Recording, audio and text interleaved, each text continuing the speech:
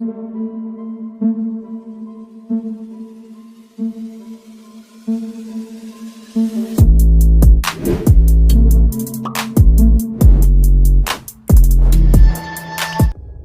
दोस्तों, scary story official में आप सबका स्वागत है। आज की कहानी की तरफ बढ़ने से पहले चैनल को सब्सक्राइब कर लीजिए और अगर कहानी अच्छी लगती है तो प्लीज़ लाइक एंड कमेंट करना मत भूलिएगा। दोस्तों, आज की कहानी बहुत ही ज़्यादा डरावनी है। रक्षाबंधन स्पेशल पर ये सबसे ज़्यादा खौफनाक कहानी है, क्योंकि इससे ज़्यादा डरावनी शायद ही कोई कहानी होगी। पूरी कहानी सुनिएगा। तो देर नहीं करेंगे, कहानी की तरफ बढ़ेंगे। कहानी है संजू की। संजू और उसके मम्मी पापा, मम्मी सपना और पापा आदित्य। आदित्य और सपना दोनों संजू को बहुत प्यार करते थे, लेकिन संजू की ज़िंदगी में एक कमी थी जो कि उसे हमेशा राखी के दिन खलती थी, क्योंकि उसकी कोई बहन नहीं थी। संजू की उम्र लगभग 10 साल हो गई थी और उनके मम्मी पापा भी इस बात से परेशान थे, क्योंकि वो भी चाहते थे कि एक बेटी हो, लेकिन बेटी नहीं हो पा रही थी। बहुत ज़्यादा परेशान थे, डॉक्टर्स को दिखाया, लेकिन संजू के बाद उनकी कोई संतान नहीं हुई। संजू भगवान से रोज़ प्रार्थना करता था और बस अपनी एक छोटी बहन मानता था, क्योंकि राखी के दिन जब वो अपने दोस्तों को देखता था, सबके हाथों में राखी होती थी पर उसके हाथों में राखी नहीं होती थी। इस वजह से संजू बहुत ज़्यादा रोता था। अकेले बैठकर पार्क में अक्सर रोया करता था। एक दिन शाम का वक्त था और राखी के 2 दिन पहले की ही बात है। वो पार्क में बैठे बैठे रो रहा था।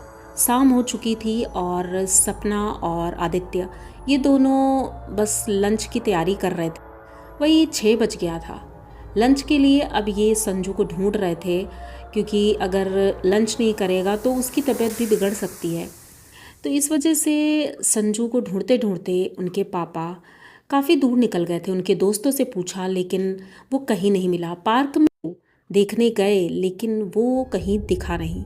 वो वापस आते हैं और सपना से कहते हैं कि सपना वो कहीं दिख नहीं रहा है, पता नहीं कहाँ है।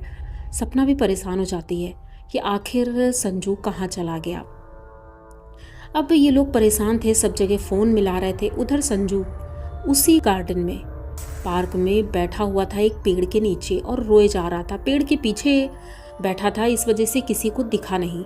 वो रो रहा था बहुत ज़्यादा। तभी उसे एक आवाज़ आती है, भैया।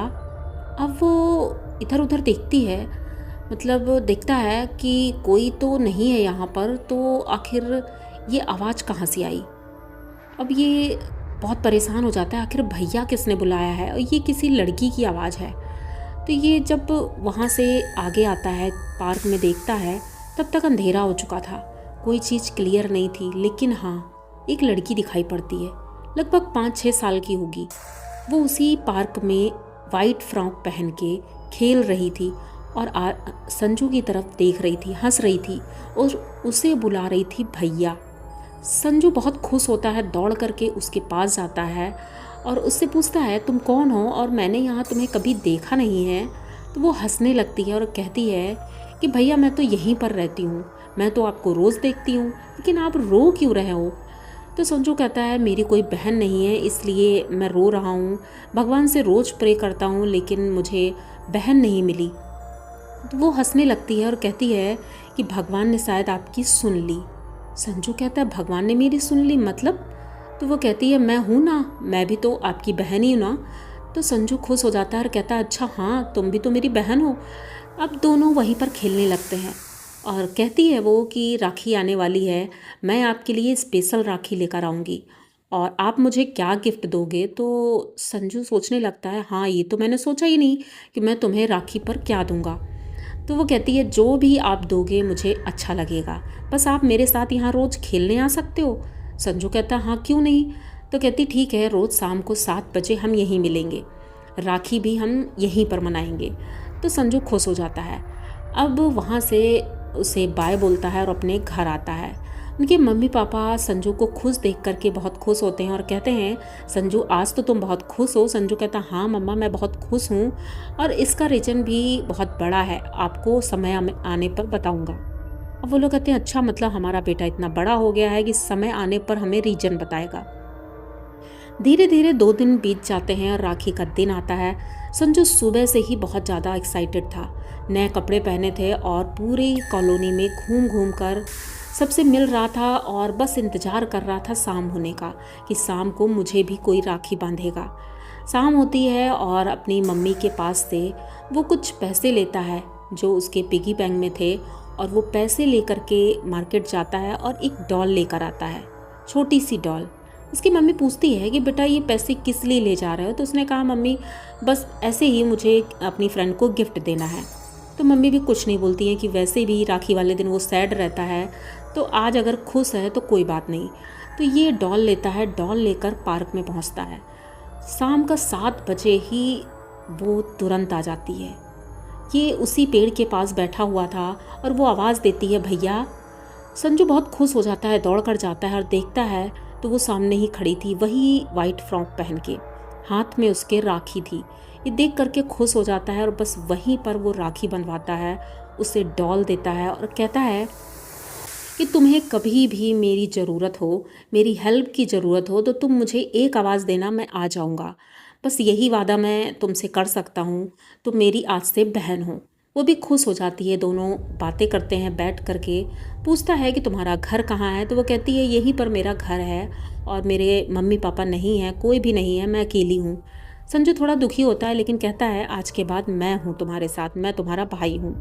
ये सिलसिला चल पड़ता है पूरा 1 साल। ये लोग रोज़ शाम को 7 बजे वहाँ मिलते थे और बस राखी का इंतज़ार होता था। इनकी माँ ने एक दिन पूछा कि संजू बेटा ये राखी तुम्हें किसने बांधी?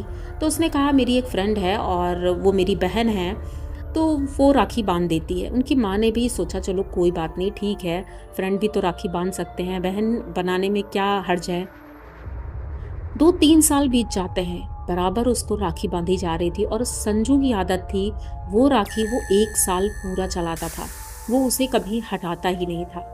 लेकिन धीरे धीरे संजू की एक्टिविटीज़ थोड़ा चेंज हो रही थी। वो अकेले में ही बात करता था। उनकी मम्मी को लगता था आखिर ये किससे बात करता था।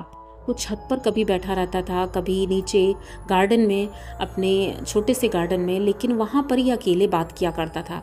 तो सपना ने एक दिन पूछा बेटा तुम किससे बात करते हो? तो वो अवॉइड करता है क्योंकि शायद उसे कोई आंख दिखा रहा था या डरा रहा था कि मत बताना।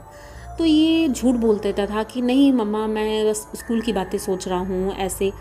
लेकिन एक दिन राखी का ही दिन था, वो ये शाम को राखी बंधवाने गया था। इस बार इनके पापा मम्मी दोनों ने कहा कि आज हम इसका पीछा करते हैं, आखिर इसको राखी बांधता कौन है। ये पार्क में जाते हैं तो देखते हैं कि ये उसी पेड़ के नीचे बैठा है और बहुत खुश है, किसी से बात कर रहा है। उसके बाद ये गिफ्ट देता है उसको और उसके हाथ में कोई राखी बांधता है।